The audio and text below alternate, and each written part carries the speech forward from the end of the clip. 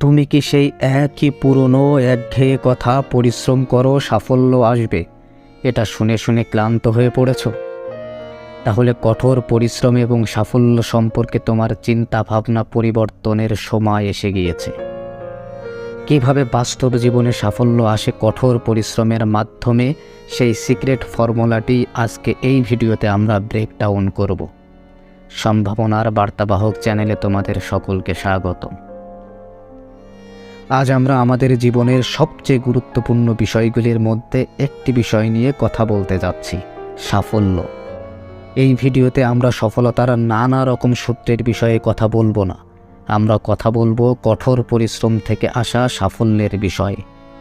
এখন আমি জানি তোমরা সকলেই কি ভাবছো, কঠোর কাজ, উফ, এটা তো সেই বিরক্তিকর জিনিসটা।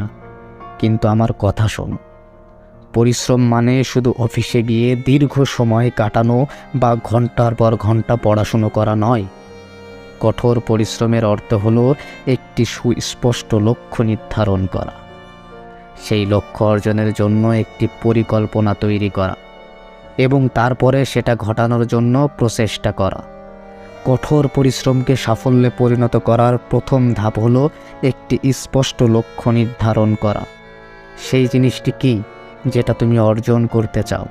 সেটা কর্মক্ষেত্রে পদোন্নতি পাওয়া থেকে শুরু করে নিজের ব্যবসা শুরু করা পর্যন্ত যে কোনো কিছু হতে পারে।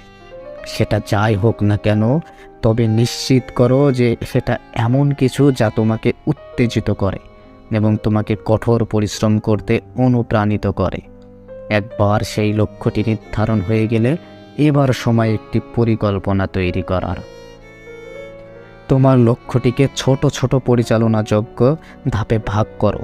এটা তোমার পক্ষে তুমি কিভাবে অগ্রগতি করছো তা দেখতে এবং প্রয়োজন অনুসারে কাজে পরিবর্তন আনতে সহজ করে তুলবে। পরবর্তী ধাপ, এবার কাজ করার সময়।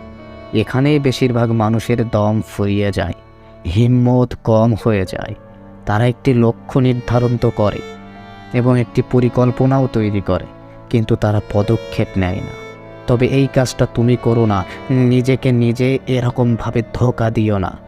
তুমি যে লক্ষ্য স্থির করেছো সেই লক্ষ্যের দিকে তোমার প্রথম পদক্ষেপটি ওঠাও এবং পদক্ষেপগুলি যতই ছোট হোক না কেন তুমি এগিয়ে যেতে থাকো। নিজের কাছে ফোকাস রাখো এবং অনুপ্রাণিত থাকো। সাফল্যের জন্য সময় লাগে এবং পথে বাধাও থাকে, কিন্তু তুমি যদি সর্বদা তোমার লক্ষ্যে মন স্থির করে রাখো এবং নিজের মনে করিয়ে দিতে থাকো যে তুমি কেন শুরু করেছিলে, কেন তুমি এই পথে নেমেছিলে, তাহলে নিঃসন্দেহে তোমার পথে আসার যে কোনো বাধা অতিক্রম করতে তুমি সক্ষম হবে। আমাদের সকলের অনেক স্বপ্ন এবং আকাঙ্ক্ষা আছে যা আমরা অর্জন করতে চাই, কিন্তু কখনো কখনো সাফল্যের রাস্তা দীর্ঘ এবং কঠিন হয়ে যায়, আর তখন নিরুৎসাহিত হওয়া এবং আমাদের লক্ষ্যগুলি হারিয়ে ফেলা খুবই সহজ হয়ে যায়। কিন্তু আমি তোমাকে মনে করিয়ে দিতে চাই যে সাফল্য এমন কিছু নয় যা রাতারাতি ঘটে। এটি ঘটানোর জন্য সময়, প্রচেষ্টা এবং অধ্যবসায় লাগে।